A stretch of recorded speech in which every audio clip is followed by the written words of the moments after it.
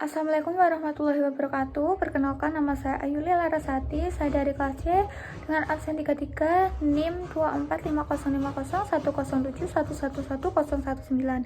Di sini saya akan mempresentasikan tentang kasus penyakit mulut dan kuku atau PMK pada ternak. PMK merupakan penyakit menular pada ternak, khususnya pada sapi, kerbau, domba, dan kambing yang disebabkan oleh virus RNA dengan gejala ternak mengeluarkan leleran dari mulut yang berlebihan, lepuh di mulut dan kuku. Dampak adanya PMK ini adalah berupa kerugian ekonomi karena menyebabkan penurunan produksi daging, susu, serta menghambat perdagangan hewan ternak dan produksi hewani.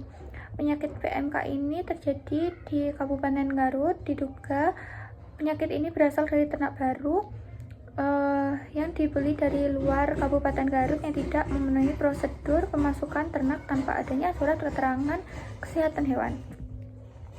PMK dapat menyebar dengan cepat melalui penularan langsung maupun tidak langsung.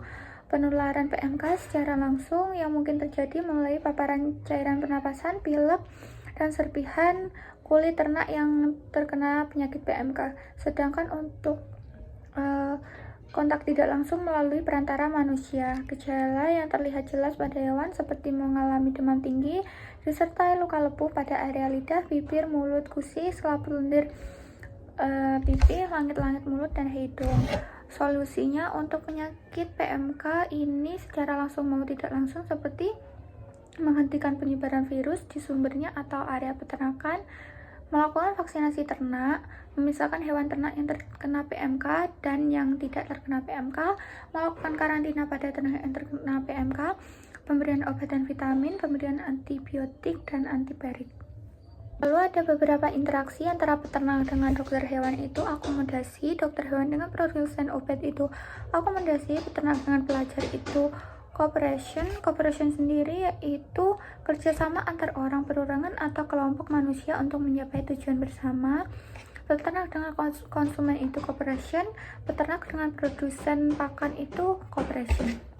Lalu untuk tipe yang saya pilih yaitu tipe pihak Keselskap, karena pada kasus yang saya pilih yaitu penyakit mulut dan kuku ada beberapa peranan yang bersangkutan seperti kerjasama antar pemerintah, antar peternak, antar organisasi internasional, dan antar media, karena pada Keselskap tersebut terdapat ikatan yang bersifat pokok dan mempunyai timbal balik satu sama lain. Terus kestabilan pada pihak Keselskap adalah adanya kerjasama dalam pencapaian tujuan dan timbal balik yang dilakukan. Kestabilan kelompok Keselskap terhadap penyakit mulut dan kuku bisa bervariasi tergantung faktor-faktor seperti individualisme dan ketidaksetaraan. Namun dengan adanya organisasi internasional dan teknologi teknologi media komunikasi bisa membantu meningkatkan kestabilan dalam menghadapi penyakit mulut dan kuku. Lalu manfaatnya itu sangat penting untuk mengembangkan strategi pencegahan dan pengendalian lebih efektif, meminimalkan dampak sosial dan ekonomi, dan membangun ketahanan masyarakat. Ada beberapa unsur-unsur kultural universal yang saya temukan di penyakit mulut dan kuku pada Kabupaten Garut. Yang pertama itu praktik pengobatan tradisional. Ini mengembangkan metode untuk mengobati atau mencegah penyakit pada hewan. Kebiasaan ini biasanya terjadi dalam kurun waktu turun-temurun. Yang kedua, upacara dan ritual.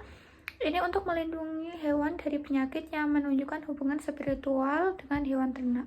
Yang ketiga, pemahaman terhadap alam. Pemahaman ini tentang siklus hidup hewan dan pengaruh lingkungan. Yang keempat, ekonomi dan perdagangan.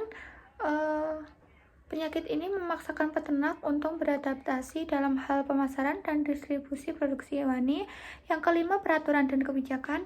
Banyak negara yang memiliki undang-undang dan kebijakan tentang pencegahan dan penanganan penyakit mulut dan kuku. Hal ini mencerminkan nilai-nilai sosial tentang kesehatan hewan.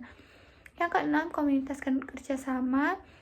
Banyak peternak yang melakukan kerjasama dalam komunitas untuk berbagi informasi dan sumber daya guna mengatasi penyakit PMK ini. Yang ketujuh, kesadaran lingkungan. Ini menekankan adanya budaya dan pada berkelanjutan dan dampak peternak terhadap lingkungan yang mempengaruhi praktik pencegahan penyakit. Yang kedelapan, seni dan simbolisme. Dalam beberapa budaya, seni yang berkaitan dengan hewan dapat mencerminkan status dan hubungan mereka dengan penyakit. Yang ke-9, mobilitas dan migrasi. Praktik memindah-mindahkan hewan dari tempat satu ke tempat lainnya ini dapat menyebabkan penyebaran penyakit, menciptakan norma budaya terkait pergerakan hewan. Yang ke-10, komunikasi dan pengetahuan kolektif. Penyebaran informasi tentang penyakit ini sering dilakukan melalui komunitas, baik secara lisan maupun melalui organisasi peternakan. Yang terakhir yaitu pengelolaan sumber daya. Ini untuk mengelola sumber daya peternakan seperti pakan dan air seringkali berkaitan dengan cara mengatasi atau mencegah penyakit PMK ini. Yang terjadi di kultur universal pada penyakit PMK di Kabupaten Garut, yang pertama itu praktik pengelolaan ternak. Ini meliputi metode tradisional yang tidak memadai. Banyak peternak yang menerapkan metode pengolahan ternak yang tidak memadai dalam hal biosecurity. Misalnya, tidak adanya isolasi bagi ternak yang sakit maupun tidak sakit, lalu adanya prosedur steril yang tidak tepat untuk peralatan dan fasilitas, lalu kurangnya peralatan kesehatan. Ini seperti alat untuk memotong kuku atau obat-obatan untuk mengobati infeksi, cenderung mengabaikan gejala penyakit dan membiarkan kondisi memburuk. Yang kedua yaitu pergerakan hewan, seperti mobilitas hewan. Hewan yang sering dipindah-pindahkan antar tempat baik perdagangan maupun secara ritual memiliki resiko lebih tinggi terkena penyakit karena paparan terhadap berbagai agen patogen yang berbeda. Lalu yang kedua, kurangnya kontrol kesehatan. Dalam pergerakan hewan, seringkali tidak ada pengawasan yang memadai dari pihak berwenang, sehingga mengakibatkan hewan ini terinfeksi dapat dengan mudah menyebarkan penyakit ke daerah lain. Yang ketiga, pengetahuan dan edukasi ini meliputi kurangnya pendidikan dan kurangnya kesadaran terhadap penyakit tersebut. Yang keempat, norma sosial dan ekonomi yang meliputi tekanan ekonomi, tekanan untuk mempertahankan produksi meskipun ada tanda-tanda penyakit sering membuat peternak mengabaikan gejala penyakit tersebut. Mereka mungkin terus bekerja dengan hewan yang sakit untuk memastikan produksi tetap stabil. Untuk yang norma sosial itu mendorong pengabaian gejala penyakit atau tidak mengisolasi hewan yang sakit karena dianggap sebagai hal yang biasa terjadi atau tidak penting. Lalu yang kelima, keterbatasan sumber daya. Ini meliputi akses terbatas ke sumber daya seperti vaksin, obat-obatan, peralatan kesehatan hewan beresiko lebih tinggi terhadap wabah penyakit. Dan yang poin terakhir, kurangnya infrastruktur seperti fasilitas laboratorium dan pusat pengendalian penyakit juga dapat memperburuk situasi. Solusi yang saya berikan untuk menyelesaikan dan mengatasi penyakit PMK pada Kabupaten Garut ini seperti edukasi dan pelatihan, melakukan pelatihan untuk peternak tentang praktik biosecurity, tanda-tanda penyakit, dan pentingnya vaksinasi. Yang kedua, pemberdayaan komunitas. Ini membentuk kelompok peternak untuk berbagi pengetahuan dan informasi. Yang ketiga, akses ke sumber daya, menyediakan akses yang lebih baik kepada vaksin dan pengobatan melalui kerjasama dengan pemerintah dan organisasi non-pemerintah. Yang keempat, promosi praktik pertanian berkelanjutan. Ini untuk meningkatkan kesehatan hewan dan mengurangi resiko wabah. Yang kelima, adaptasi tradisi. Ini mengintegrasikan pengetahuan tradisional tentang kesehatan hewan dengan ilmu pengetahuan yang lebih modern. Yang keenam, ini kampanye kesadaran. Pentingnya kesehatan hewan dan dampaknya terhadap ekonomi dan kesejahteraan masyarakat. Yang terakhir yaitu pengaturan mobilitas hewan. Ini untuk mengatur pergerakan hewan dalam rangka mencegah penyebaran penyakit mulut dan kuku selama wabah itu terjadi. Dalam industri peternakan, khususnya pada kasus PMK di Garut, dapat diidentifikasikan beberapa kelompok besar yang saling berinteraksi. Mereka termasuk peternak lokal, pedagang ternak, dan pemerintah daerah, khususnya di Sekanak Garut. Masing-masing kelompok ini menempati posisi sosial yang berbeda dalam struktur masyarakat peternak, berdasarkan akses mereka terhadap sumber daya, pengaruh, dan otoritas. Yang pertama itu peternak lokal, terutama yang berada di pedesaan, cenderung menempati hierarki sosial ekonomi peternakan kelas menengah ke bawah. Untuk memenuhi kebutuhan sehari-hari, mereka mengandalkan pendapatan dari penjualan ternak. Dalam hal ini, mereka merupakan kelompok yang rentan terhadap wabah penyakit hewan, karena mereka bergantung pada kesehatan hewan ternak. Meskipun peternak menempati posisi penting dalam komunitas lokal, terutama di daerah pedesaan di mana peternak merupakan sumber daya ekonomi yang penting. Namun mereka seringkali berada di posisi subordinat terhadap kelompok pedagang dan pemerintah. Hal ini karena mereka bergantung pada akses pasar dan kebijakan pemerintah untuk mempertahankan operasi peternakan mereka. Yang kedua itu pedagang ternak. Pedagang ternak umumnya menduduki strata sosial yang sedikit lebih tinggi dibandingkan peternak. Pedagang ternak mempunyai akses pasar yang lebih luas dan beragam. Mereka seringkali memiliki modal yang lebih besar dibandingkan peternak karena mereka bertindak sebagai perantara dalam perdagangan ternak baik di tingkat lokal maupun nasional. Modal tersebut bisa mereka gunakan untuk membeli hewan ternak dari peternak dan menjualnya kembali dengan harga lebih tinggi di pasar lokal atau daerah luar. Pedagang ternak seringkali mempunyai pengaruh yang lebih besar dalam menentukan harga ternak dibandingkan dengan peternak itu sendiri.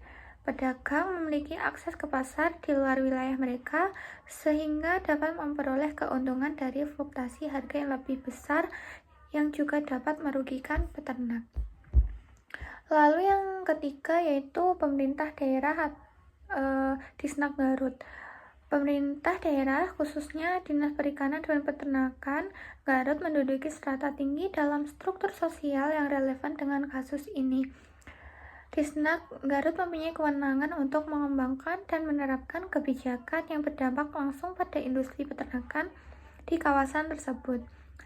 Jika terjadi wabah penyakit mulut dan kuku, Disnak bertanggung jawab memantau kesehatan hewan dan membatasi pembelian ternak dari luar wilayah untuk mencegah penyebaran wabah. Disnak mempunyai kewenangan untuk mengeluarkan peraturan dan melakukan pemeriksaan kesehatan hewan. Keputusan untuk memperketat pembelian ternak dari luar daerah merupakan salah satu contoh bagaimana kebijakan ini berdampak langsung terhadap pedagang dan peternak. Dengan kata lain, peran pemerintah daerah sangat besar dalam mengendalikan dinamika pasar ternak di Garut. Mobilitas sosial itu terjadi dua bentuk, yaitu mobilitas vertikal atau ke atas dan ke bawah, dan mobilitas horizontal, perpindahan dari satu peran atau posisi ke peran lainnya tanpa perubahan status sosial yang signifikan. Yang pertama itu mobilitas sosial vertikal atau ke atas. Poin pertama, jika peternak berhasil mengatasi tentang wabah PMK dengan menjaga kesehatan ternak, meningkatkan kualitas produksi, dan mengembangkan teknik pengelolaan ternak yang inovatif, maka peternak mempunyai peluang untuk meningkatkan pendapatan dan meningkatkan status sosialnya. Misalnya, peternak mampu mempertahankan kualitas ternak sehat dan berkualitas tinggi, serta tetap aktif di pasar lokal atau regional dapat mengembangkan usahanya sehingga meningkatkan status sosialnya. Poin kedua, peternak yang mampu beradaptasi dengan pedoman baru, seperti memastikan ternak yang mereka jual berasal dari sumber yang aman dan memenuhi standar kesehatan yang ketat. Keberhasilan dalam menjaga hubungan bisnis dengan pemasok dan konsumen serta kemampuan beroperasi secara efisien meskipun ada kendala dapat mendorong mereka ke kelas sosial yang lebih tinggi. Lalu mobilitas sosial vertikal atau ke bawah. Pedagang ternak yang tidak dapat mematuhi kebijakan kesehatan baru atau menjual ternak sesuai dengan peraturan pemerintah dapat mengalami kerugian finansial. Usaha mereka mungkin harus tutup atau kapasitas usahanya akan menurun sehingga menyebabkan penurunan status sosial. Lalu status dan role masing-masing pihak yang berinteraksi dalam kasus PMK di Garut. Yang pertama itu peternak. Statusnya yaitu peternak Garut berstatus pelaku ekonomi skala kecil dalam rantai pasok peternakan. Meski berperan penting sebagai produsen utama ternak, namun seringkali mereka diposisikan sebagai kelompok yang membutuhkan perlindungan dan dukungan khususnya dalam hal kebijakan pemerintah. Yang lalu perannya yaitu peran peternak Garut ini adalah sebagai pemelihara ternak dan bertanggung jawab sebagai pemasok ternak ke pasar lokal. Dengan merebaknya penyakit mulut dan kuku, peran para peternak berada di garda depan dalam mencegah ternak yang mereka pelihara agar tidak tertular penyakit. Lalu yang kedua, pedagang ternak. Statusnya mempunyai status lebih tinggi dibandingkan peternak karena berperan penting dalam mendistribusikan produk peternakan ke pasar yang lebih luas. Mereka seringkali dianggap sebagai pelaku ekonomi skala menengah yang memiliki akses yang baik terhadap jaringan pasar. Lalu perannya sebagai penghubung antara peternak dan pasar, pedagang ternak berperan penting dalam memungkinkan peternak lokal menjual ternak dengan harga yang menguntungkan. Mereka bertanggung jawab untuk memastikan bahwa hewan yang diperdagangkan memenuhi standar kesehatan, terutama di tengah penyakit mulut dan kuku. Yang ketiga yaitu pemerintah daerah atau Disnak Garut.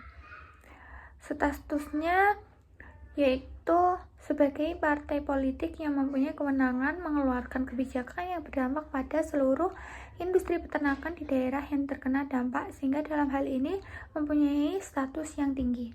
Sekian presentasi dari saya. Wassalamualaikum warahmatullahi wabarakatuh.